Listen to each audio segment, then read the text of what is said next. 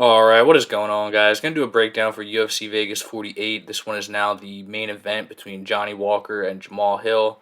5 rounds. Initially, it was going to be a 3 rounder before the main event got scratched and had to get moved to 272. But yeah, this is our main event now. 5 rounds. Walker, 2 inches taller, 2 inches in reach, or excuse me, 3 inches in reach.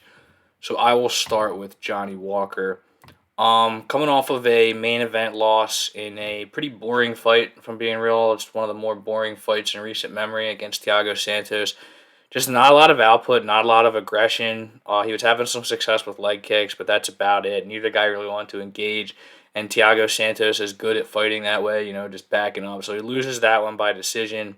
Um, does beat Ryan Spann in the first round. It was a solid win, but before that, he was on a little bit of a losing spell. Got KO'd by Corey Anderson, lost to Nikita Krylov, but before that, he really made a name for himself, was on a rampage, 3 first-round finishes in as many appearances, and beat some good names in there, too. Khalil Roundtree is solid.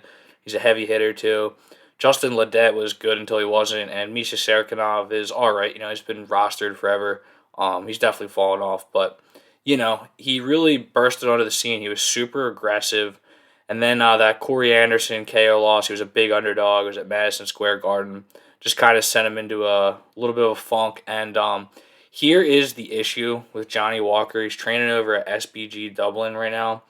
And it seems like they ruined him, man, if I'm being real. Like, if you watch that last fight, which I was watching it this morning, like, they were telling him that he was doing good. Total bad sign when your fighter needs to be told that they need to pick it up, or like, dude, this is a close fight. You gotta go put a stamp on this round. They're like, oh yeah, beautiful, Johnny.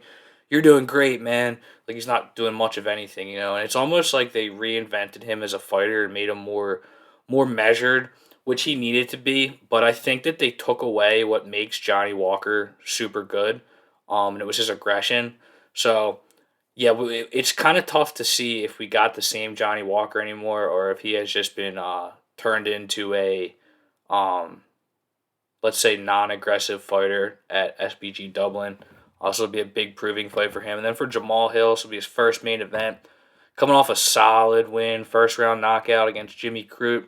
My gut said to pick him in that one, but I trusted the paper over my gut. I thought that Crute's wrestling was going to be too much, but in the back of my mind, I was just like, man, Jamal Hill, just so much power. I don't hate the idea of him with plus odds, but yeah, Jamal Hill, crazy power. He leans back on his punches, but like effectively, he creates a lot of space, a lot of power when he does throw.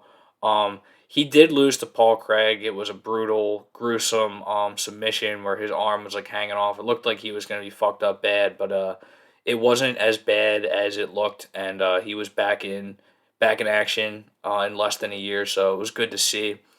But yeah, that was definitely the biggest win of his career, and it's not like he hasn't had big wins before. Ovin St. Preux, that was his biggest win of his career before. It was only his eighth pro fight, and he knocks him out in the second round. Solid.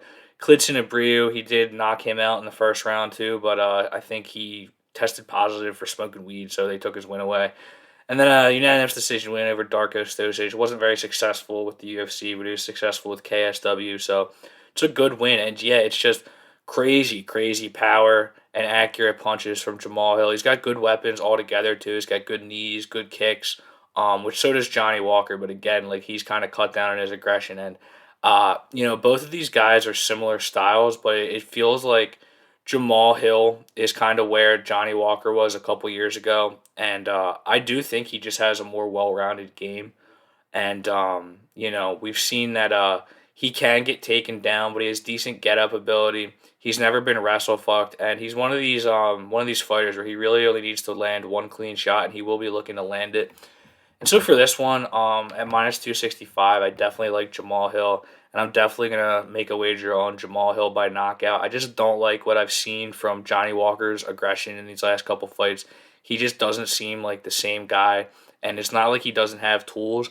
It's just I think he got away from what makes him good, and it's just gonna be too much time for Jamal Hill to find that chin. I do think he's probably gonna get it done early in the first or second round. I'm fairly confident in this play. But gotta knock wood. no sure things in MMA. Maybe I am just totally talking down Johnny Walker's game, but yeah, Jamal Hill really solidified himself as a top tier prospect in my eyes, especially at this weight class. He could be a real problem, and I think that Johnny Walker has just kind of fallen on hard times. So we'll see what we get for knockout prop, but I do like Jamal Hill, and I'm probably gonna make a small wager, or not a small wager. We'll see what we got, but yeah, we'll see about Jamal Hill by knockout. So thanks for watching, guys. Sure, subscribe and take it easy.